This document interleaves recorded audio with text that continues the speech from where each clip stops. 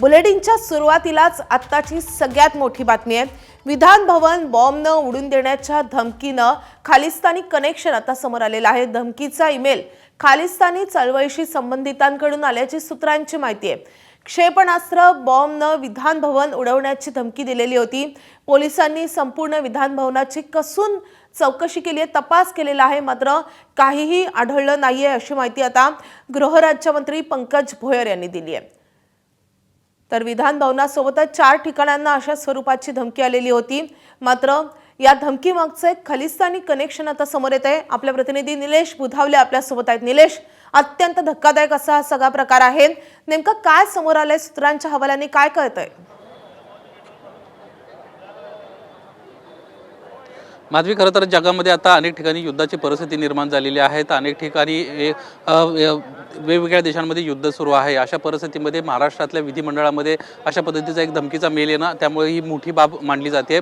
महाराष्ट्रातल्या विधिमंडळासह Bombay stock exchange असेल, high court असेल, मेट्रो असेल, अशा महत्त्वाच्या ठिकाणांना देखील उडवून देण्याची धमकी देण्यात आलेली आहे। त्यातली एक अधोरेखित करण्यासारखी महत्त्वाची बाब म्हणजे मिसाईल आणि बॉम्बनं आम्ही हे उडवून टाकू अशा पद्धतीची ती धमकी होती, आणि त्यामुळेच ती नेमकी धमकी कुणी दिली हा प्रश्न अनुत्तरित राहत होता। या संदर्भामध्ये विधिमंडळातील सूत्रांशी चर्चा करण्याचा प्रयत्न केला। विधिमंडळातील मुख्य सचिवालयाशी देखील संबंधित कॉन्टॅक्ट करण्याचा प्रयत्न केला। त्यावेळेस जी माहिती समोर आली त्यानुसार खलिस्तानशी संबंधित हे आंदोलक असल्याची माहिती मिळते। तसा उल्लेख देखील या ईमेलमध्ये करण्यात आलेला आहे आणि त्यांच्या वतीनं ही धमकी देण्यात आलेली आहे। त्यामुळे पोलीस या संपूर्ण प्रकरणाचा अधिकचा तपास करतायत। गृहमंत्र्यांना जरी या सगळ्या संपूर्ण प्रकरणी खोटा मेल असल्याचं जरी म्हटलं असलं तरी प्रत्येक शक्यता जी आहे ती सध्या विधिमंडळाकडून आणि पोलीस प्रशासनाकडून तपासली जाते, आणि यामुळेच अजूनही डॉग स्क्वॉड देखील या संपूर्ण परिसरामध्ये आहे। विधिमंडळातील प्रत्येक कोपरा या ठिकाणी तपासला जातोय। प्रत्येक ठिकाणाची माहिती घेतली जाते। पोलीस अधिकाऱ्यांना वेळोवेळी या संदर्भातले अपडेट देखील दिले जात आहेत।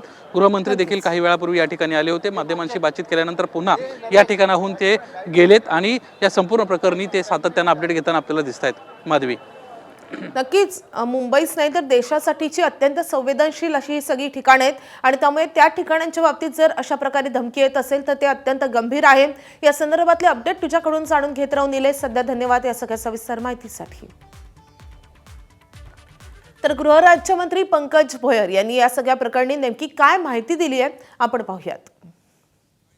57 मिनिटांनी पहिला मेल त्या ठिकाणी आला होता। मेलच्या माध्यमातून अशा पद्धतीने बॉम्बनं उडवून देण्याची धमकी आली होती, परंतु पोलीस प्रशासन हे सजग असल्यामुळे त्या ठिकाणी तातडीनं त्याची दखल घेण्यात आली आणि संपूर्ण चौकशी करण्यात आली। आता कोणीही त्या ठिकाणी भीती बाळगण्याचं कुठलंही कारण नाही। जवळजवळ तपासणी त्या ठिकाणी पूर्ण झालेली आहे। विधान भवन असो किंवा हायकोर्ट असो आणि बॉम्बे स्टॉक एक्सचेंज अशा काही ठिकाणी देखील मेल त्या ठिकाणी आलेले होते, परंतु तपासाअंती त्या ठिकाणी हा मेल खोटी असल्याची प्राथमिक माहिती त्या ठिकाणी आहे। दरम्यान या धमकीच्या मेल प्रकरणी विधान परिषदेचे सभापती राम शिंदे यांनी नेमकी काय माहिती दिली आहे ते देखील पाहूयात। विधान भवनासह आणखी 4 महत्त्वाच्या ठिकाणी देखील ही धमकी देण्यात आलेली आहे। त्या पार्श्वभूमीवरती संपूर्ण तपास हा सुरू आहे। थोड्या वेळापूर्वीच आमचे सुरक्षा अधिकारी आणि जे तपासाचे अधिकारी आहेत त्यांच्या चर्चा होऊन आता विधान भवनाचं अधिवेशन सुरू असल्या कारणानं